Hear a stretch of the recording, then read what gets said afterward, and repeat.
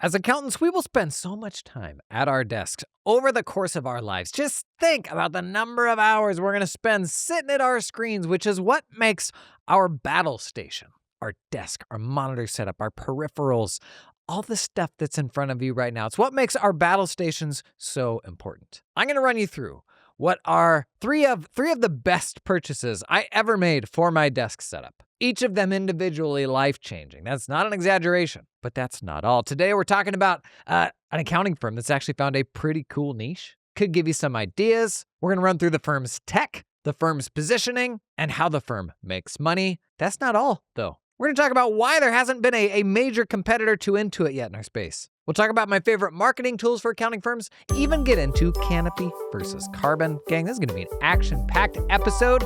Come on in, let's do it.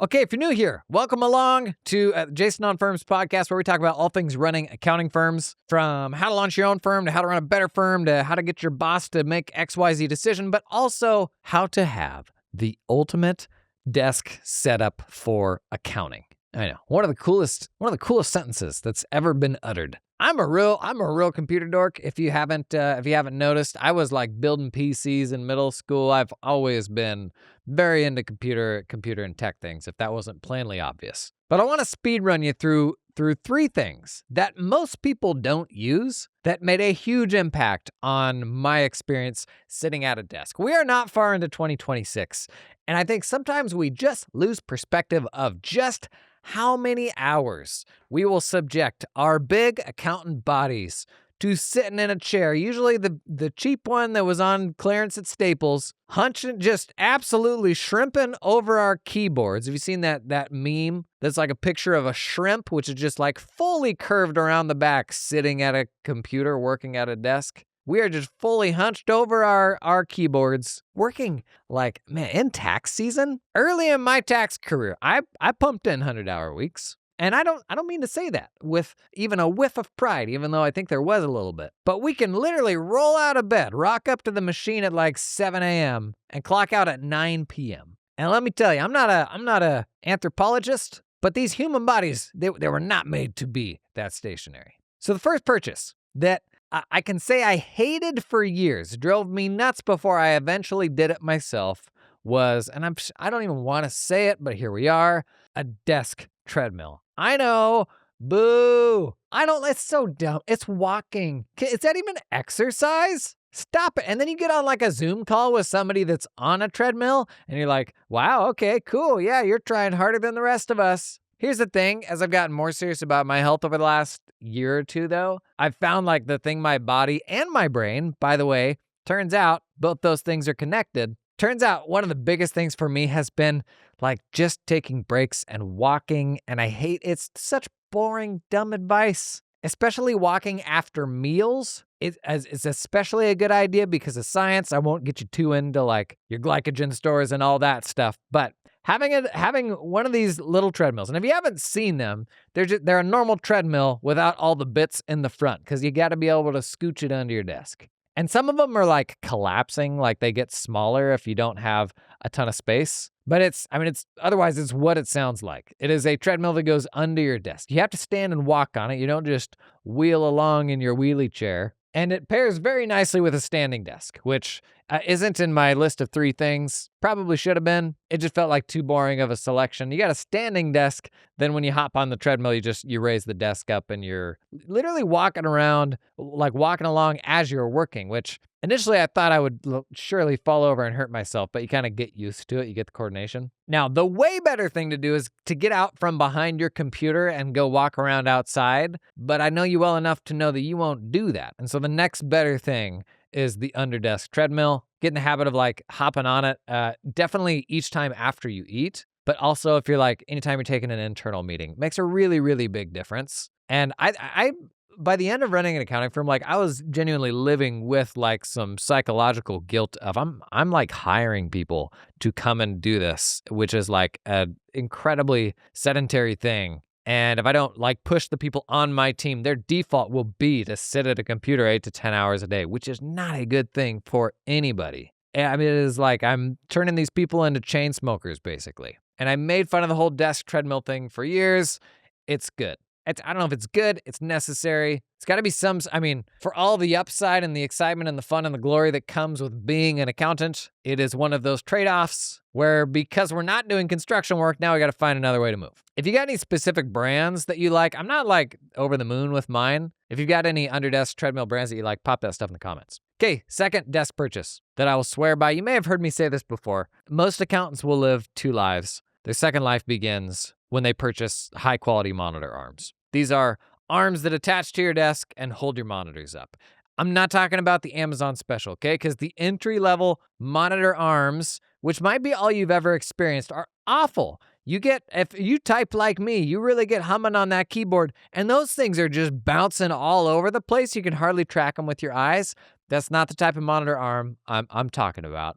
Myself, personally, I don't mean to brag, I will only buy Ergotron monitor arms. They are super beefy, not the cheapest, that's for sure, but they've got no bounce. That is the one thing that I can't stand, is if the desk moves a little bit, your monitor starts bouncing all over the place. Here is the magic of monitor arms, as opposed to just leaving your monitor on the stand or putting it on some sort of god-awful Amazon special like quad grid of like 4 of them, and you can never really line up the corners just right. Ugh. The power of a monitor arm is when you get that monitor up off of your desk, you now unlocked a new plane of movement. That is up-down movement with your monitor. And most like monitor stands that come with a monitor, they can slide up and down a little bit, but not very much. Never actually far enough to be level with your eyes or even slightly above your eyes. This is actually a scientific thing. This is so lame. But humans, as we evolved, like we are used to seeing sky and like light above our eyes, and that is a signal for our bodies to be alert. It is like, oh, the sun is up and we are now outside.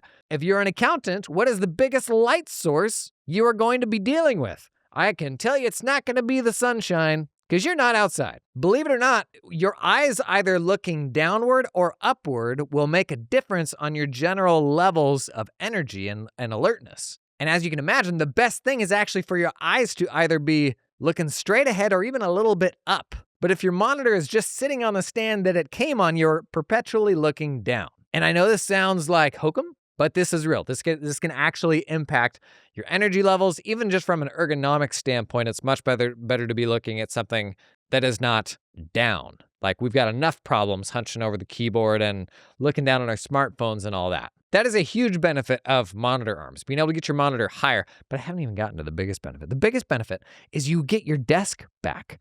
When you don't have the stand that your monitor's sitting on at the front of your desk, you have so much more room for activities. Literally, you can stick your arm straight out to the end of the desk in front of you. You can fill that with files and tchotchkes and all sorts of stuff. So your desk itself, it can either be not quite as deep, or you just got a bunch more real estate to fill it with all sorts of mess. I may be sounding hyperbolic here. This is a big deal, okay? And I know you're probably using multiple monitors. My move here was usually a single Ergotron double monitor arm where it has like 2 arms. I really didn't like going beyond 2 monitors. I was up to like 5 at one point. 2 big high quality monitors, honestly, ought to be good enough. And when I say high quality, I mean like high resolution, so you can fit a lot of stuff on the screen. If I was going back to like being in production, doing accounting work, I'd be rolling an Ergotron double monitor arm. So both of those monitors are held up over my desk, attached to the desk from a single point. Like there's like a clamp that the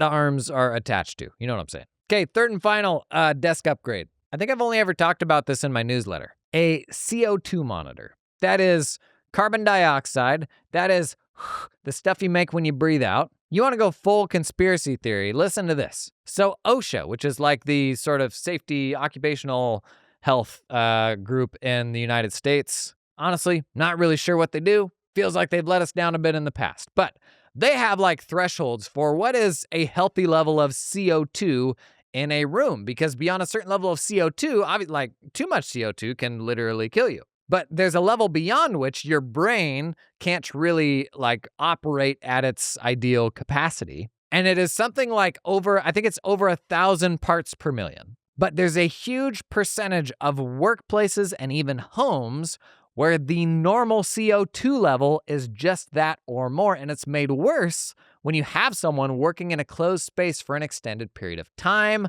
Sounds an awful lot like an accountant doing accounting, right? And the first time I heard this, I was like, wait a minute, you're telling me there's like this magic particle in the air that makes my brain not work good, and I might have just wasted 2 decades of my life accounting with one arm behind my back because the CO2 levels in the room were too high? Yes, that is what I'm telling you. And until you have a CO2 monitor, you don't know what your CO2 level in your room is. I'll show you mine for the video viewers. Let me grab it. I'll put a link to this down in the show notes. So it's just a little box that I keep on my desk. Right now, CO2 levels in this room are 635. And this house that I'm in right now is the best from like a central air standpoint, is the best house I've ever had as far as like circulating air and keeping fresh air in the room that I work in.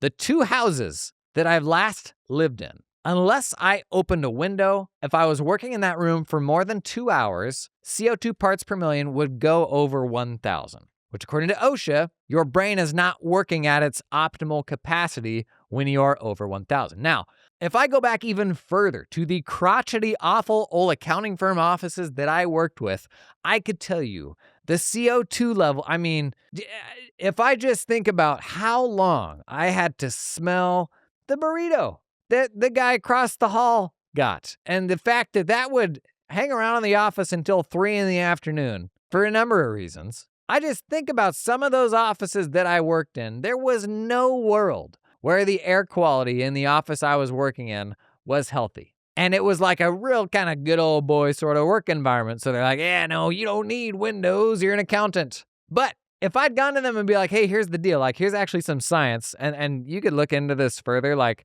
percentage brain capacity that is lost at sort of these different CO2 levels. Like, it's real. If I'd gone to my bosses and said like, hey, here's the deal. I'm probably working 30% slower in this environment as opposed to if we could figure this out. All of a sudden, the powers that be are like, okay, maybe this is actually something that we need to invest in because it has a very real effect on people. And so if there were a pill that I could give you right now where I could say, take this pill and you will be 20% more productive, you'd be like, give it to me, brother. Shoot it in my veins. In fact, that's such a good idea. We might want to work on that. Can you write that down? That sounds like a great creator business to build. But if I could give you a pill that made you 20% more productive, you would take it. And this whole CO2 thing, it's probably the closest thing to that. Because I would hazard a guess, just in my own personal experience, more of the environments that I worked in had unhealthy levels than did not. And that's probably the case for many accountants. This CO2 monitor that I have, there's like cheaper ones that I don't know. People say you can't really trust. This one was like $140 or something like that. But if I could push the accounting profession to do one thing, a single thing to increase the productive output of the accounting profession, it would literally probably be this. Like, I'm not even kidding. It would be understand CO2 levels and like what your work environment looks like. Because even if you're in an environment where it's not very good, there's steps that you can take to improve it, from like opening windows to, at my last place, I had to have my HVAC always on circulate. And oftentimes it wouldn't run because it wouldn't be heating or cooling. But if I left the fan on, I would get much better fresh air where I worked than if I had it off. I wouldn't have known that had I not seen the light. Okay? So this last fall, we did a tour of 13 cities, hosted workshops for over 1,000 accounting firms. And I bumped into a lady at one of these events, and she said, this week, I have 4 new hires starting from this podcast sponsor, Cloud Accountant Staffing. To be clear, she didn't say in the context of that conversation, this episode's sponsor. She just said Cloud Accountant Staffing. 4 people starting at the same, can you imagine? I wouldn't wish that on my worst enemy, but you know what? Cloud Accountant Staffing makes it possible. Back in my firm, we hired both onshore folks and offshore folks. Try to get the best of both worlds because there's problems to just doing one or the other. Cloud Accountant Staffing, they're going to help hold your hand through this stuff. It's actually founded by a former accounting firm owner. And so all the questions around, what about security? What about IT? What about, do I have to disclose this to my clients? They can help walk you through all that stuff. And one of the coolest new things I've seen in staffing, recently they launched a portal where you can see all of the candidates they've already pre-vetted. And even from that portal, you can book an interview. You literally just have to give them your email address and you get access to the portal. You can see the tax talent, the accounting talent, the executive assistants, all these folks they've sourced They've done like some personality assessments for them, and you can book an interview with these candidates directly from that portal. Super cool. If you're building out the squad for 2026, it's worth giving it a serious thought. That's Cloud Accountant Staffing. Learn more at the link down in the show notes. Hey, if you've got any clients that have to do like ugly project tracking or have any degree of inventory management or big ugly invoices like the type you see from construction companies that are a mile long and have all this item detail, then my brother, this episode's sponsor, Makers Hub, it is for you. Even if you don't do the accounting, this is a big one to share with your client. Because truly the area of accounting that has been most turned on its head by AI is accounts payable. And it's not even close. We had some big, meaty bill pay engagements we did with clients where I truly could have automated 80% of what we were doing with Makers Hub. The extraction quality is so far beyond what OCR could ever do. And because it can now pull like every little fiddly detail from the invoice in a totally automated way, like by the way, I think we're actually very close to fully automated extraction, which people have been saying for over a decade. You don't have to review the bills anymore. It's like, really? Because my job is to do the bills, and if there's an extra zero that slips in there, I'm going to lose my job. Feels like we're actually getting close to fully automated extraction. But because it can pull all those details really well, you can then build all sorts of automated workflows on top of that for like really complex approvals. And we're talking more than just like pull the date and the amount from the invoice. We're talking about every single little fiddly detail in the item, like itemized list. This is crazy. Makers Hub, we did some examples on a demo on YouTube where it was even pulling handwritten text accurately. Crazy stuff. Even if this is not something you're doing for your clients, if you have clients that are doing gnarly billing and inventory management, all this stuff, Makers Hub, a lot of people that are raving fans of it because it just takes the level this stuff can be automated like just to another level. How many times did I just say level? Okay, you know what to do next? Learn more down at the link in the show notes. If you got a client you want to share this with, I would say either send them the landing page or send them one of the demos we've done on my YouTube channel, and in like 7 minutes they can get a sense of what it is. That's it. That's the ad read. Hey, real quick, if you use Microsoft Outlook or Gmail in your accounting firm, pay real close attention to what I'm going to tell you next. This podcast sponsor, Missive, it is email like you have always wanted. It is a team-first approach to managing email. Would you believe me if I told you Microsoft Outlook, which came out, I think we worked it out, it was pre-middle school for me. Microsoft Outlook, it is not the best like email platform for accounting firms. That may come as a shock to you. And when we're spending a huge percentage of our time on email, accountants on average in my polling spend 1 to 2 hours a day just managing email. It means the tool you use for email is incredibly important. Missive, over 500 accounting firms have moved their email to Missive. We did a demo of Missive on my YouTube channel a few months back. People freaking flipped. In fact, I made a social post, a sponsored social post a couple days later. Over 50 people opted to hop in on a demo, like a little show and tell that we were doing the next week from an accounting firm that's been running all their email on Missive for the last few years. Some practice management systems will manage your email inbox, but most of them, all they do is connect to it, which is great. So I can see the emails associated with my client records, but it's not a productive place to be composing and managing email by any stretch of the imagination. Missive, it is the inbox tool for teams built from the ground up to make you more productive with this stuff and give you a path to delegating email work for the first time too. I'm a big fan of the tool. To learn more about Missive, check out that demo on my YouTube channel, then head on down to the show notes to learn more. Tackling some pretty big brain stuff here today, gang. But we are just getting started. Up next, we're gonna roast a firm. Roast a firm. Roast a firm. Let's roast a firm on Jason on Firm. As the jingle suggested, we are roasting a very real accounting firm here. They've submitted a bunch of details about their firm to me anonymously. I'm going to walk you through them. Gives us a chance to kind of put the coach hat on and look at the other person's firm and be like, yeah, if I was in their situation, how would I advise them? If you want me to roast your firm, there's a form down in the show notes. Complete that form. Can't promise that I'll get to everybody, but drop your details down there and you may be included in a future episode. Okay, this firm. We're going to talk about their clients, namely how to find some better ones. We're going to talk about their tech. And we're going to talk about money, how they can make more of it. Hopefully with even less effort. Okay, I'll tell you about, this is a wee firm, a solo firm owner. They're doing $100,000 a year, still pretty new to this. 80% of the work is tax work. A lot of the stuff we're going to talk about today, though, really doesn't have anything to do with tax. So they're in the suburbs of a large city, and they've got a large number of Schedule C livery services. So livery services are basically like professional, like limousine drivers, that sort of things. Again, not that. Are basically like private car services. So not like Uber, but this person is licensed to chauffeur people around. You got a VIP coming in. You just can't be bothered to deal with the riffraff of Uber, and you need that more premium touch. That's usually what livery services look like. But there's a bunch of different phases of this, from the people who are getting into it for the first time to the people who are maybe outgrowing just themselves for the first time and building a team. As with any industry that you get into, there's all sorts of different levels and milestones these people get into, but then there's an entire ecosystem around them of like tech providers and the people that do the licensing and like all the different stuff, the insurance companies. There's a whole ecosystem around those individuals serving that industry. So they said large number of Schedule C livery services. If you're not in the States, Schedule C is basically just the most simple small business tax filing, essentially. No employees, it's just them. I think I mentioned they're doing $100,000 a year. Their workflow throughout the year looks pretty normal for a US tax shop.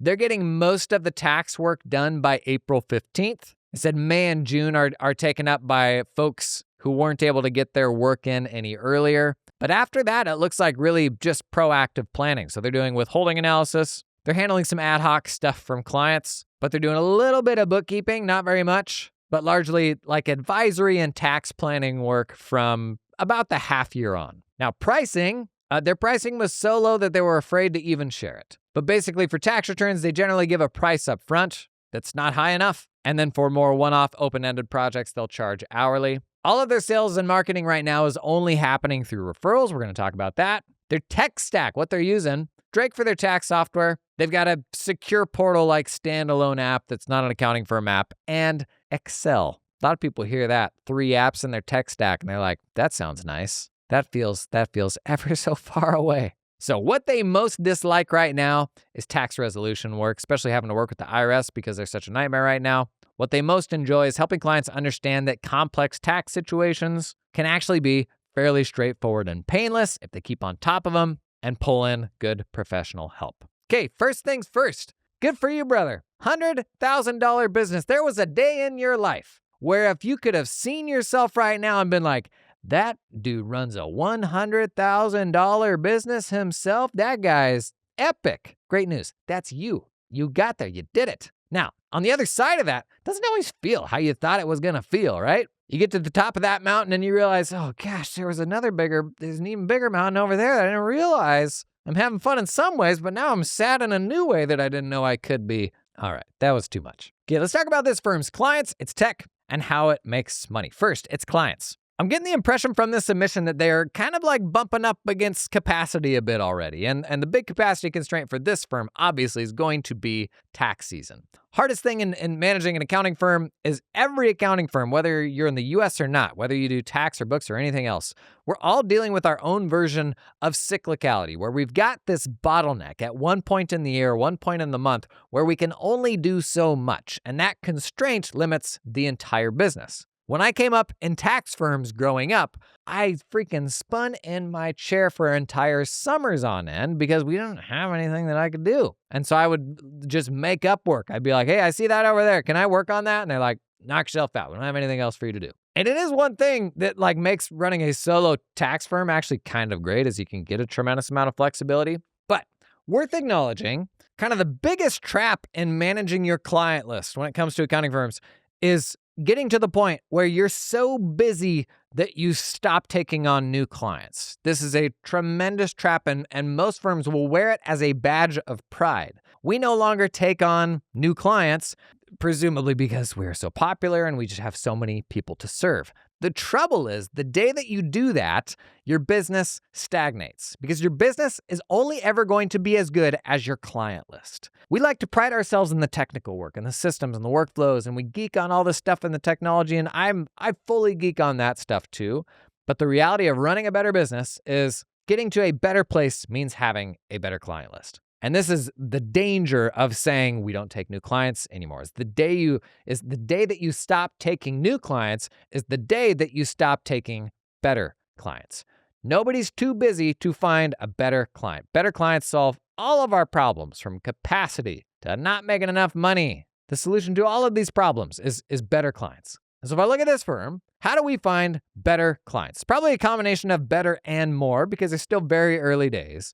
If you ever went out and started a firm and you think back to where you were when you were generating $100,000 a year in revenue for the first time, that client list, it's made up of like whoever would give you money to do that work. Like, you're still putting food on the table at this stage. $100,000 top line in your own business does not equate to a very big W-2 salary. Like, this is, at this point, this individual is making pretty average money going and working at a public accounting firm. Now, one can argue they have, way more agency with this. It's a thing that they own, and that's all amazing. Different set of skills for sure, building your own business. But at this stage in building a firm, that client list, recognizes a lot of folks that you're going to have very deep connections with, because you have this affinity for them being your first. Like, they were some of the first clients in the door, and so you love them to death. But this can also be the trap when we bring these people forward forever, because we have this affinity and this appreciation for them. We're like,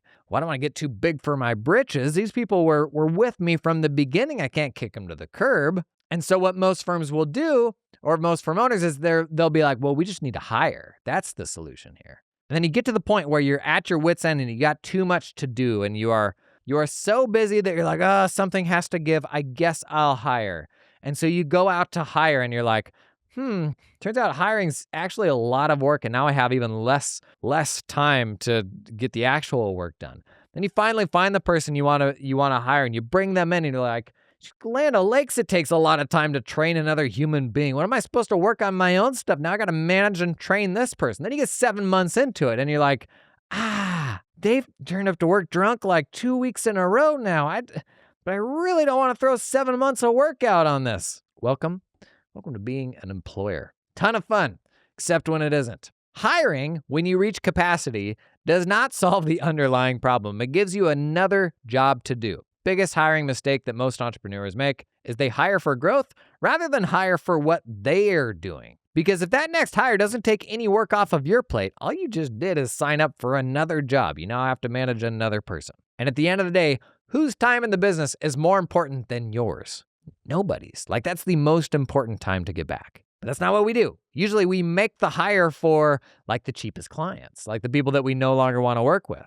But in most firms, you will back yourself into a financial corner, because those early clients are not paying you enough money to be able to then pay someone to do that work and you still make a profit. So you take in this super discounted work because you're like, man, I just got to escape the W-2 job and working for somebody else. So I'll take this work in the door for really cheap. And, your next client's a little bit more, and then you get to capacity and you've got all this work that doesn't pay you well enough to be able to pay someone else to do the work. But then you're also like, these people were with me from the beginning. I don't want to let them go. Something's got to give. You got to do one or the other or both. The great news is there's always somebody out there who's even more happy than the folks you have on the client list today to pay you more than any of those people are paying you today.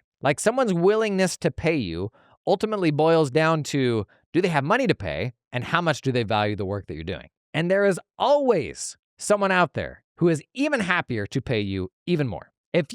Now, this firm is working with livery services, I think is how you'd say it. So how do we get in front of more folks who would be great fit clients within this space? Well, right now they're fully reliant upon referrals. And this can be a trap, especially early days in running your firm, because that person that's getting a screaming deal, when they refer somebody to you, that person's going to expect the same screaming deal. And that's not always what you want. So the best place to start with building a better client list in any firm is, and this is uncomfortable, proactively asking for referrals, but only from your very best clients. Because if you look at your entire client list and you think about who your A clients are, and your A clients are not just the clients that you like the most, they are the clients who, yes, you like, but also are the happiest to pay you a really big number. And sometimes you don't even understand why they're so happy to pay that big number. They almost have to convince you that they are worth what they are paying, right? And so you've got these people on your client list that value you tremendously, as opposed to the C and D clients, the people who complain even when you mark down the bill. Those A clients, they value you tremendously. Imagine if your entire client list was those A clients. that would change your life. I mean, that would be completely different. And the reason why the best place to start to find a better client for every firm is asking those A clients for referrals is most A clients know other A clients, and they're the fastest path to more people like them. And so what is a non-scummy way to do this that doesn't have to feel uncomfortable? Recognize, like, as you're giving these people business advice, like, they know that you run a business too. And like, the right people are not going to be weirded out by supporting you. They're going to be like, no, I'm actually really happy to help. And so to me, like, this message looks something like, hey, full transparency, like, we are doubling down on trying to build our accounting firm around people pretty much exactly like you. Like, we love working with people like you, and we're trying to pull in another 5 people like you by the end of this quarter. Do you have any other friends? Or like, where do these people hang out where you think we could get in front of more of these folks? And your clients most of the time are going to be like, oh yeah, no, let me connect you with Jim, Pam, Steve, and actually I'm going to be at this thing next Thursday. You should totally come and you can meet a bunch of people. Again, the really important thing here is that we're doing this with our best clients, our tippy top clients, where we would love to have 10 times as many of those very best clients. We're not leaving it open to all and letting anybody refer, because in my experience, when you do that, you actually get more referrals from the D and the C clients because they know they're getting a screaming deal, when all I want is referrals from the A clients. So first tip to this firm is let's go out and proactively ask for referrals from our very best clients right now. Second tip is within livery services, there has to be all sorts of software platforms specifically tailored to the solo operators who are doing this stuff, who are invoicing people for rides and all that stuff. For people who are building teams of drivers and doing that sort of like fleet management of not only the cars, but also like, where is everybody right now? And that software to kind of help me do the dispatch when I've got another ride I got to sort out, all that stuff. There's got to be a load of tech built for these businesses. And oftentimes, buddying up with the tech partners in the space is a great way to put you and what you do on blast. If you think about who has the most money to spend on marketing, almost always it is venture-backed software companies who are like trying to get into that vertical and find traction. They're just hemorrhaging cash, showing up at every conference they can, running ads and all that. And every single one of those companies has a content problem where like they need authoritative people that can put together useful things. And you, as a CFO, as a tax professional, whatever that looks like, you can bring that really valuable, rich content to the software company, be that trusted, really smart voice, and then they can use that marketing budget to amplify the things that you're saying and sort of your identity. The goal, if we're building a niche accounting firm, by the way, kudos to this firm so early on in their journey, finding a specific type of person they want to serve. The goal running a niche accounting firm is, we think it is to be like the premier technical expert within a domain. And for sure, we should strive to do that. But technical expertise is not what normies make buying decisions on. Like non-accountants, the muggles that are coming to us to like buy tax services or accounting services, they don't understand anything about what we do. So they will make buying decisions based on what they do understand, which is how they perceive us, our firm, and our expertise. And as much as this grinds our gears as like technical people, it means the most important thing is not technical capability. It is honestly our visibility in the space. Like, do we just look like the go-to solutions provider for this type of company? Are we more visible than anybody else in the space so that the next time you have to find a new solutions provider, you're like, oh yeah, no, they are the shop for this type of work. That's just who you go to. Like the goal is to be inevitable. And I point to this example often. You go to YouTube right now and search for anything accounting firm related. You're going to see a ton of my videos. Like me or not, I'm unavoidable. That's what we're trying to get to.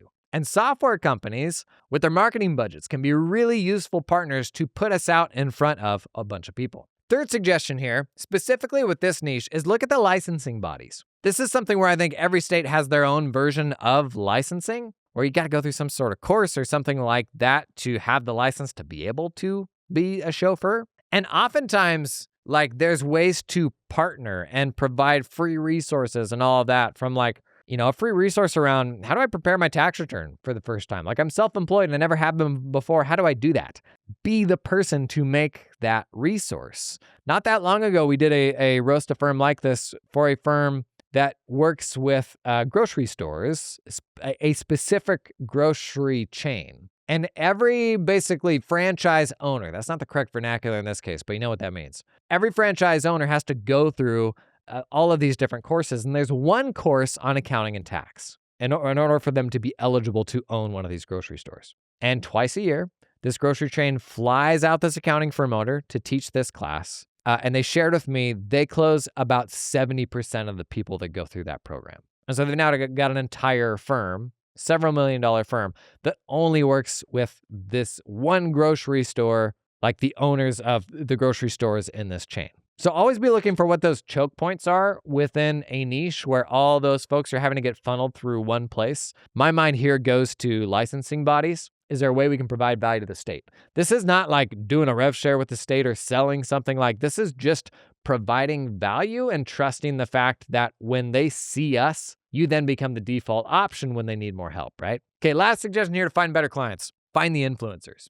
Every category has influencers. Somebody out there is like documenting the journey of building their own business for the first time. There's consultants in every single space. In many ways, I think influencers are kind of just the new consultants, at least in the B2B context and the business-facing stuff like what we do here. But find the influencers because that is where people collect and sort of come to learn. And right or wrong, there's just a lot, like a problematic level of trust that is given to influencers when it comes to tell me what to get, X, Y, or Z.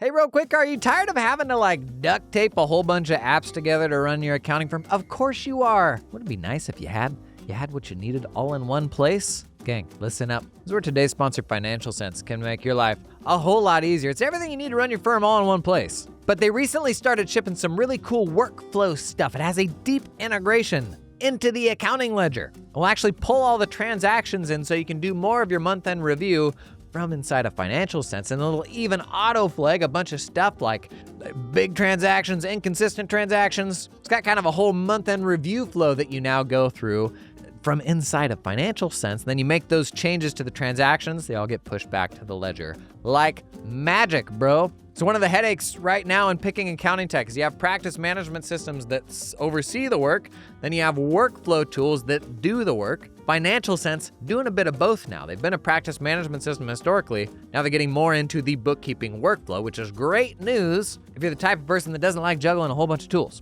Now, Financial Sense, they'll actually give you a 14-day trial if you use the link down in the show notes. That is the most generous free trial I've actually seen in our space. Absolutely worth kicking the tires on. To learn more, check out that link. Hey, do you enjoy managing your IT? Trick question. Of course you don't. That's awful. You got better things to do than to be playing IT night janitor, okay? That's where this episode's sponsor, Verido, they can help. They will be your entire IT department because you know what? They do it for hundreds of other accounting firms. In fact, they only do it for accounting firms. Compare that to hiring the IT guy down the street. Oh, I am speaking from experience here. Hire the IT guy down the street and he comes in and we're like, yeah, here's the problem. And he's like, what on God's green earth is this app, man? And I say, well, this is CCH engagement. And he says, okay, give me a week to figure out how this app works and then I will fix your small problem. That's what you're paying for, working with IT groups that don't just support accounting firms. Verido, they know their stuff, man. This is all they do. This is their lives. They'll migrate you over a weekend. And I actually recently learned they've had like this 5-minute sort of support guarantee or something like that. They said average response time from support, like 24/7 you can call. Average response time was less than 5 minutes. They actually told me recently, average response time is now less than 60 seconds. 24 days a week, 7 hours a day. 24/7. That's a bad joke to make, because that's not clear. 24 hours a day, 7 days a week. Verido, they will also do your WISP. $500 flat fee. They'll do the required security thing that you have to have as a tax firm in the US, and they'll do all your hosting. Stop paying Thomson, stop paying Drake.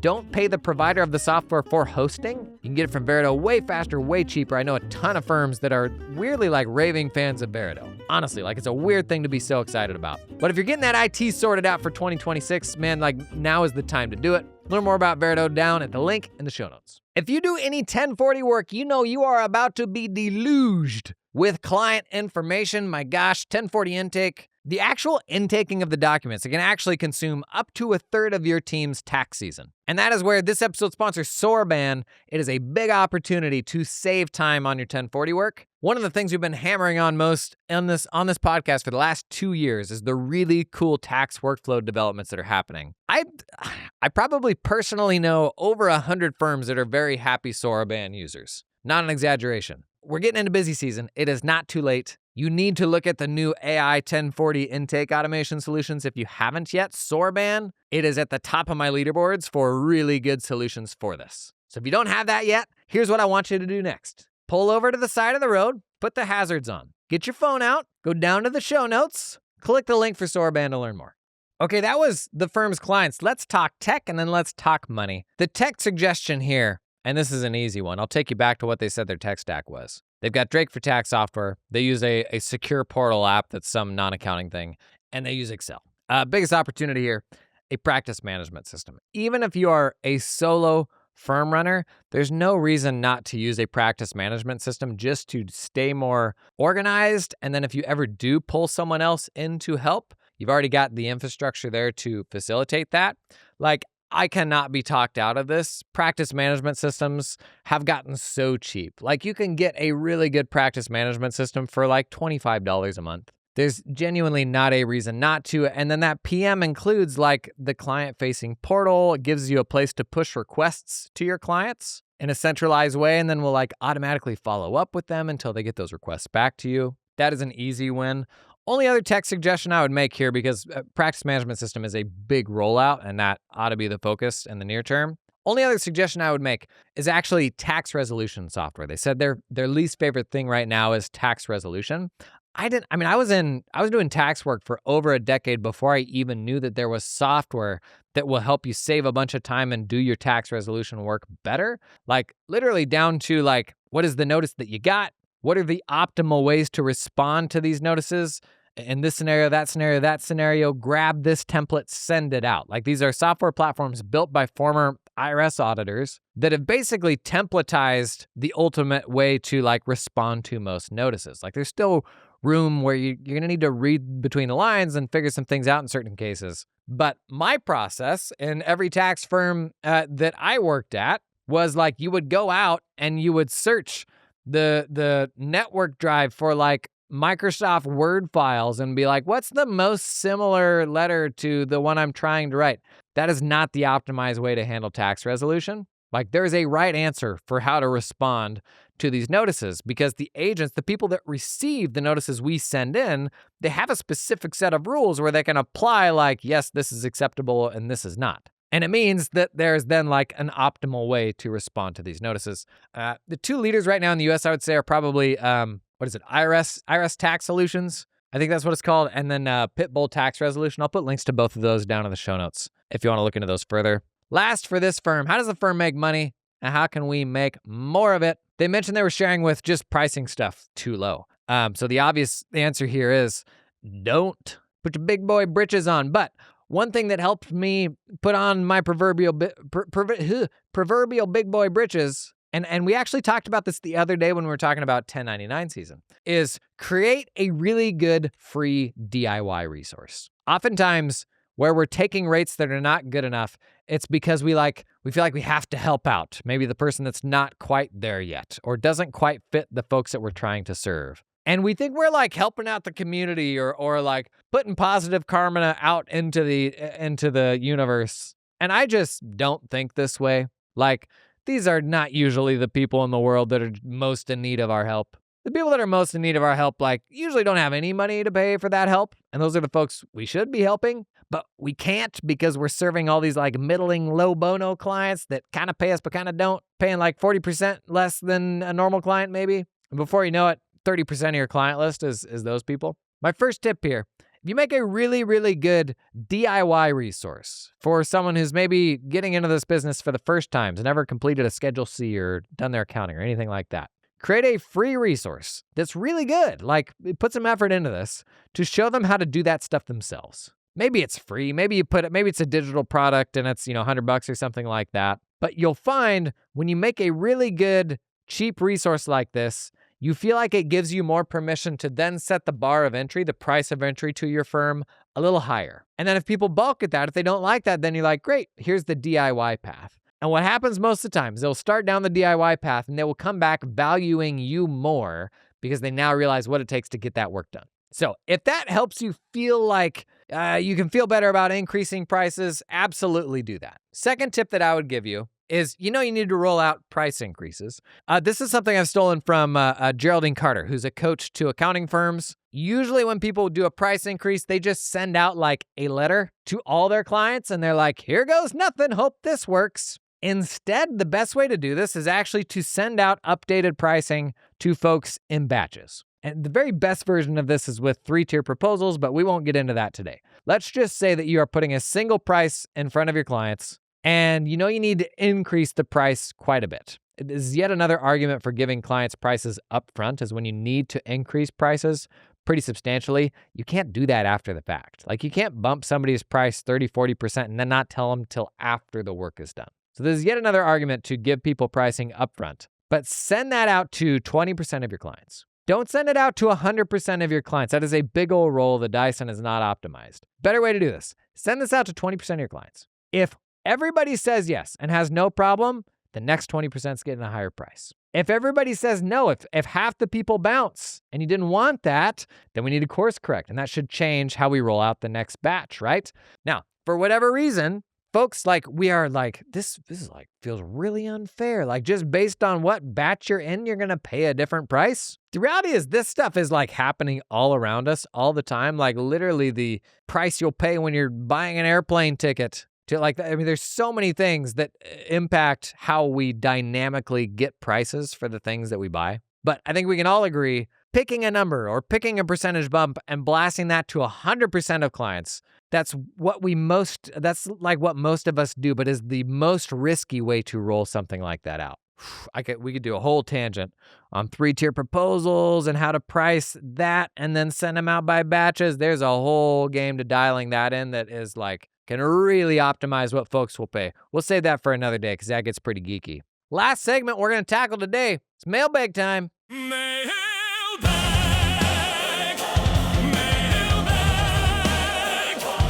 This segment is called Mailbag. All right, as the transition would suggest, I got a large bag of mail. These are messages I've gotten in podcast comments, over email and DMs, over text. Text me or leave me a voicemail at 516-980-4968, country code 1. We got a lot of non-U.S. listeners. Send your question. We'll try to cover it in the mailbag. Let's knock these out. Hey, Jason, hope you're having a great start to the year.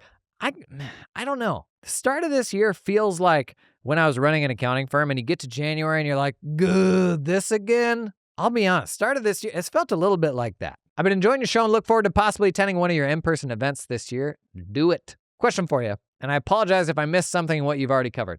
Gang, if you're asking me a question, you don't need to apologize if you missed something. This godforsaken podcast has gone on for almost 600 episodes.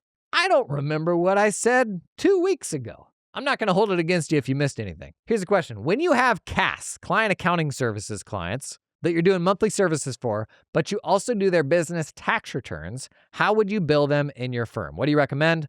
I've in the past included it as part of their monthly billing, but I've gone away from that for a few reasons. I'm now billing tax work separately from the bookkeeping work. What do you think? I can tell you what I did. People poke around all sorts of different versions of this. Do I bundle the bookkeeping work with the tax work, or do I sell those things independently? There's upsides and downsides to each. What I ultimately landed on, and to be clear, there is no perfect answer here. It's just trying to get to the least imperfect answer. What I landed on was we billed for the bookkeeping and the tax work in the calendar year. So if you pay me from January through December 2025, you've already paid for the tax return that I'm going to do in 2026. This also means if somebody starts with me in July, then they're going to pay for that tax work on a compressed schedule. So oftentimes when a client was starting with me, we would have an extra line on the monthly invoice that was a catch-up to cover the tax work if they weren't starting with us in January, and then that would fall off at December once they were caught up, and then we would reset the fee for the next year. Now, problems with this. What about if somebody leaves mid-year? You just have to have this spelled out in your engagement letter. What we spelled out is if you leave, that money paid towards your tax return is forfeit. You don't get that back, because then you end up with a situation where it's like, well, what part of the monthly invoice should be prorated and credited back to me when I leave your firm? You don't want to play those patty cakes. And so if you're especially skittish about any sort of conflict around this stuff, then sure, carve out like the tax billing and just bill them when the tax return's done, or bill half when it starts and the other half when it ends. One thing I would say don't do here, don't make the billing for the tax return really cheap. Oftentimes we'll be like, well, the tax return will be super quick and easy because we're doing the books and we'll just blow it through. It'll be so easy. It's only that easy because you're doing all the books. That easiness for you to prepare it has absolutely no bearing on the value of the person that's buying it from you. When you buy something, you don't go, I wonder how much time this took them. Did it take them a lot of time? Yeah, I do value that more than. We don't do that. You may think about like, oh, a plumber had to spend 3 days on my house, so yes, I value that more. Maybe in that situation. But when you cruise through your credit card statement and you're like, okay, Netflix was $97 last month. How much time went into that? Do I value it that much? Like, we don't do that. And so our clients don't either. So if you do carve out the tax portion, charge, I would say more or less what it would be for someone to have their tax return done where you weren't doing their bookkeeping, because that's more representative of the actual value of it. Other flavors of this that I've seen is doing the same thing that I described, but on a half-year cutoff. So what they pay you from July through the following June is actually for the tax portion, but then the accounting portion is on the calendar year. To me, that feels a little bit more convoluted. And then other people approach this as, you're basically paying me every single month for me to care and for us to do your stuff. And the day that you stop paying us, we stop doing your stuff. Has your tax return been done? Has it not been done? Doesn't matter. It's basically just like not even a retainer, because that implies it's like being applied to, some sort of actual work that's happening. There are firms that literally approach this as, you have to pay me X dollars a month for us to just be supporting you. And regardless of what's been done and what hasn't been done, when you are dropped off that list, that's the end. And there's some really nice simplicity to that. There's just a little more communication struggles with the client there, because oftentimes they don't think of what we do that way. Like, they don't think we're this boutique sort of agency. They think we're closer to a tradesperson where they are exchanging money for like us to do that thing. So while I like that approach, you just got to be careful on how you communicate it to your clients. Thanks for the question. Hey, Jason, love your stuff. Thank you for that. I'm wondering if you've ever done a Canadian available tech stack or recommendation one-pager or podcast talking about it. That is a great question. I sure haven't. And the reason is because I don't know the first thing about Canada. A couple years ago, I moved to New York. I grew up on the West Coast, moved to New York, and by the time winter rolled around, it was really cold. Like just a profound level of cold that I wasn't ready for. My wife grew up in Minnesota. She's like, suck it up, big boy, not a big deal. I'm like, this is the worst. It is January and it hasn't been above freezing in 2 weeks. I put my home gym in the garage, uninsulated garage. Go out there, 5 a.m, touching metal stuff. I feel like that kid in the Christmas story that sticks his tongue on the pole and it gets stuck. But that's me trying to exercise in the morning. I went to a barber in New York. Just met the guy. He's like, oh, where did you move here? I'm like, yeah, from Oregon. He's like, oh, wow. Somehow the home gym came up and he's like, yeah, no, you're an idiot. It's cold here. You didn't think it would be cold in your garage gym? It's cold. I'm like, that's what people did in Oregon. We moved to New York. And my first thought after that winter was, why do people live here? There was a day sometime in humanity's development where people came this far north and it was this cold. And they're like, I like this. But there were some of those people who still said, you know what I'm going to do? I'm going to go even farther north. And those are what we call now Canadians. So I'll be honest. I don't know the first thing about Canada, about Canadian tax stuff, about Canadian tech stuff. I will tell you, one thing that I wish would have happened more by now than it has is I wish there were more Jason on Firms copycats. People who are like, oh, he figured out how to make a business out of this. I could probably go do my own version of this. Gang, we need that. We need that in the US. We need 100 more people doing what I do. Because people need to do this stuff just through a different worldview and lens than I have. Like, We just need a greater diversity in perspective and how to do all this. Because I'm great for some types of folks, but you know who would be even better for you is like the person that only, does bookkeeping, the, stay-at-home mom, young mom. Like there's so many different versions of this where you could do an even more powerful version of this for a more specific type of person. I think people just don't believe that you can make this into a business. You can. Take it from me. Internet grifting. It's real. We need this stuff for auditors as well. We really do. I say this with some trepidation. I would love to pull more accountants into stuff like this, doing your own version of this. Similarly, into my company and what we build. Like we are hiring accountants who want to get into writing and social media and all that stuff, even on a part-time basis to start. You want to come work for my company? Shoot me an email, shoot me a text. We got roles that we're hiring for, and we're looking for people who are currently in practice wanting to do something new. But no, I don't do Canadian stuff because honestly, I would just be pretending to know what I was saying. Hey, real quick, I want to invite you to my super excellent weekly newsletter. My newsletter was like the start of my thought leadership journey. It's where I try to collect what I think are the most important things for you to see every single week, sent to you every Wednesday morning. Make sure you don't miss any of the good stuff, right? Increasingly, we're also building into that some of the best evergreen thought leadership I've ever done. Trying to make that the most action-packed, highest quality email you get to your inbox each week. Because listen, we're all busy, all right? You're not gonna see every single little thing that it's just too much. If you're not on my newsletter yet, check that out. jasononfirms.com, or I'll put a link to it down in the show notes. Hey, quick word from one of today's sponsors. Me, yes. I run a community, Realize, that is for accounting firm owners. And Realize is kind of the secret behind how I've done all of my content and been able to financially turn thought leadership into a business. About 100 firm owners in there. Realize is a systematic way to build connections with other peer firm owners. It's not a framework for how to run a firm. It's a way to introduce you to other super cool firm owners. Right now, we're putting together small groups so you can have a group of 5, 6, 7 other firm owners just like you that you meet with every single month, run very similar firms. Having this for me totally transformed firm running. My North Star, my goal for you coming into this group is to make a new best friend, somebody that runs a firm, because that was what I needed in my journey. The whole community is built around that. It's called Realize. Link down in the show notes if you want to learn more. Next question. Every CPA I know has serious issues, we can generalize CPA to accountants, has serious issues with how Intuit treats us and our clients. Intuit, the makers of QuickBooks, TurboTax, all that. Why, for the love of God, has Accounting Power or some other practical anti-predatory solution built an alternative to QBO that we can actually use? Can't we all band together to make or promote something better? I believe the clients trust us and would listen. Lead the charge, man. Thank you for making a tough career fun. You're amazing. Thank you. That's a very kind question. People have. Already happened. If you had to, say one alternative where this has happened, I would probably say it's zero. There's been a ton of people in North America that pride themselves in running Xero firms, Xero, Xero. Xero made a big push into the U.S. market in maybe 2015. They've been running Xero cons over here for quite a while. And there's a lot of accountants that are real fast to tell you we're a Xero firm.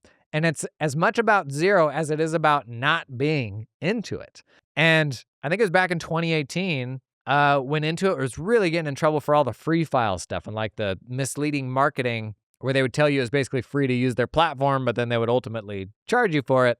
That on top of them running Super Bowl commercials that make tax pros look bad, we decided in our firm, we just don't want to use Intuit products anymore. And this was 2018. At the time, we were using Lacert, a tax prep software made by Intuit. And I had to take over 20 tax staff and teach them a new tax software, which I would not wish on my worst enemy. And we became a Xero first firm. So I would say this has been possible for a long time. And our clients, yeah, they got in line. They didn't care. They were well, if you think this is best, no problem here. And we did it. So I would say this has actually been possible for a long time and people do it. And so maybe the better question is, why don't more people do it? What are we afraid of? Is it because maybe we don't see other peers having success doing the same thing? Is it an attachment to QuickBooks Desktop? I think that's what it was for a really long time. People couldn't get their heads around a cloud accounting platform because they love desktop so much. Right now, there, I would say, are plenty of good enough platforms out there that can fully take you off of Intuit. The bigger question is, why are more people not doing it? I think it just gets shuffled down the list of priorities. Like we all want to take this moral stand, but like the business stuff and the commitments that we've made usually come first. And so we don't, set aside the time and all that that's going to be required to make it happen. Now, recognize everybody listening to this who's not in North America, which is about 50% of the people listening right now. They're like, what's a QuickBooks? Like QuickBooks has picked up some traction in Australia, New Zealand, but the rest of the world, people are using Xero, Sage products, are really the big ones. And so this is a very US, North America specific thing. And I mean, I will get as American screeching eagle as you can. But you know what? Other countries, they have to do accounting too. And accounting, double entry, it's kind of a universal language. And if QuickBooks has less than 10% of the market share in Australia and the UK, like sure, they're not Americans, but they're still doing accounting, right? Surely those platforms are good enough for us Americans to use too. All right, just alienated a lot of people. Next question, nice and tight, Canopy versus Carbon. Oh, where to begin? What a great question. We've done sponsorships with both of these brands, but that doesn't come into play here, buddy. In fact, we tell our sponsors, if you do sponsorship stuff with us, it will not make us any less likely to call you out when you do dumb stuff and say like, this sucks. Canopy versus Carbon. I would say they're both in my leaders. Like they're both very, very good platforms. I would say the biggest difference is more ideological between the two. Canopy is very all-in-one. That is kind of their vision, is they want to give you as much as possible inside of a single platform. Carbon, on the other hand, they are more integrations first. And I think they would also say we want to give you as much as possible inside of a platform. But the better way to do that is by having Carbon as sort of the backbone, the spine of your firm, but then integrating with other best of breed tools that do more specific jobs. And both of those things are true. And so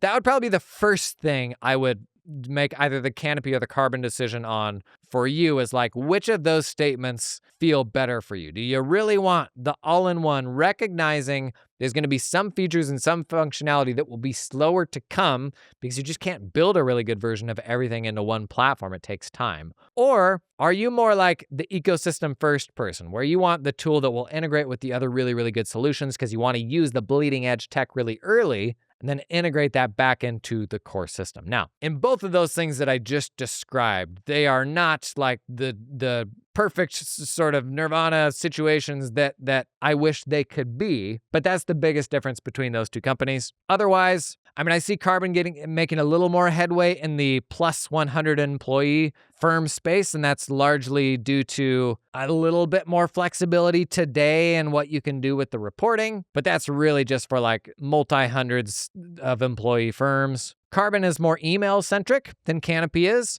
In some ways, that's cool. In other ways, it's potentially a blocker if you're bringing a legacy practice into it and you're like, and people are like, can I just use Outlook? I have to use this other email tool. Canopy is laid out in more of a spreadsheet sort of visual, which sometimes is a little more accessible and feels more comfortable for accountants. Trade-offs for each. If you're literally down to just those two, you need to test both of them. You also need to talk to other people that use these platforms and be able to ask more targeted questions and be like, can you show me how you do X, Y, or Z in your Canopy setup or your Carbon setup? That's gold. The way to make the decision is not just like, me riffing like this for you for 5 minutes. That stuff's super valuable. If you don't have that peer group, obviously my community, we can help you with that. Got over 700 firms in there. We actually run pretty frequent meetups too of firms that are actual users of Canopy and Carbon, among other platforms. But that's one of the best things that my community can provide. It's called Realize. I think it's linked down in the show notes, but the website's rlz.io. Probably the thing that I've created of which I am most proud. 2 more questions. By the way, you got questions? Fire them on over, big boy. For your software list, how much do your, and so this is my app recommendations, which is probably the thing I'm best known for now. For your software list, how much do you or your team test the software versus getting feedback from users of the software to build a recommendation list? Doing the same thing for construction industry software and using some message boards for feedback. Okay, interesting. So this person's doing something similar for the construction industry. Also, where do you go to get user feedback? Realize, in-person events, etc. Thank you.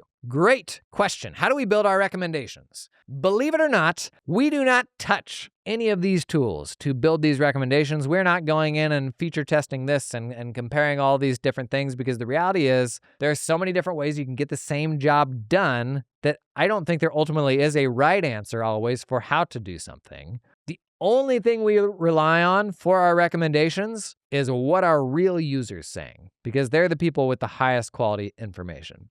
If I set up accounts for each of these platforms and went in and tested them all, what that wouldn't tell me is, what about all these fringe use cases that I may not think of? And what about when I need to reach out to support? And how have they been in like their communication to customers over the last 3 years? Some companies do a good job of this, like changes in policy, changes in integration support. Some companies are really good at how they communicate this stuff. Other companies are not. And so 100% of my recommendations are built on what we hear from real users. And that's a combination of, the most rich source of that is Realize, my online community, what people are saying in there. Great example, I say you use a Thomson Reuters product and you're using their virtual office hosting solution and it just keeps crap in the bed. It's really slow. What's the best alternative? You go to Realize, you literally search Thomson Reuters hosting alternative, and there's a big old long list of people discussing every single service that you've ever heard of for hosting in that Thomson Reuters product and more that you've never heard of. Those are all real users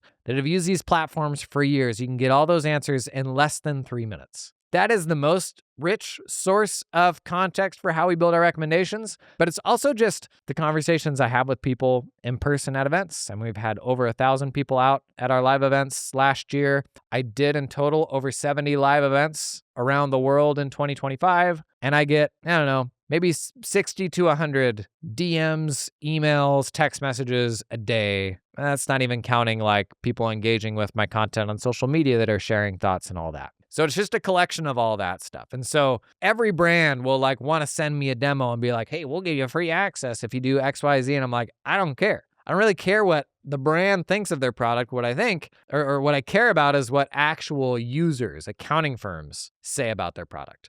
And it's why the people who hate my recommendations most are the people that don't have a lot of real users. They're like, how do we get in your recommendations? I'm like, build something that people love and are raving fans of. If you have that, you will inevitably be in my recommendations. And I honestly don't know there's anyone on the planet that has talked with as many accounting firms in the last 3 to 5 years as I have. I can't think of who that would even be. If you just think of all the tendrils we have out there with all the content and the engagement we get in just so many different ways and what I'm exposed to, that is probably the most valuable thing I can offer people, is just reflecting what am I hearing from other real users, but then also being able to connect those real users, because you having the power of being able to go to those other people is tremendously useful to you. That was what I needed when I ran my firm.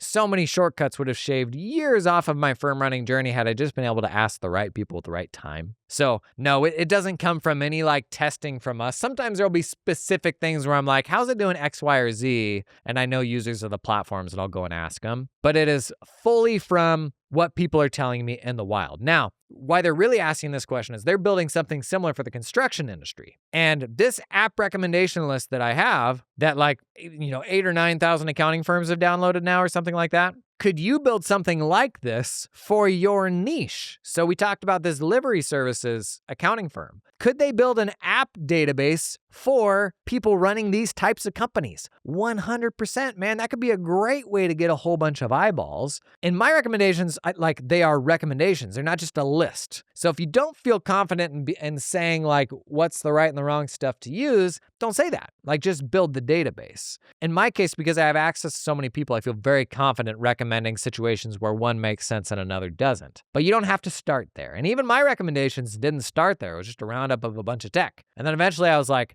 okay, this tech sucks. I actually see people leaving this tool in droves. I want to tell people, don't go and use that tool. Let me save you that headache. But if you're thinking about this for your client base, this could absolutely make sense for you. Okay, last question here. Hi, Jason. Hope you're doing well. I'm wondering what recommendations you have for marketing and social media content generation. Do you like Levitate AI or HubSpot? Thank you so much. I can tell you what I use AI for is pulling ideas and concepts out of stuff that I've already made, not for generating net new stuff. I'd struggle to see a world where AI-generated content ever performs.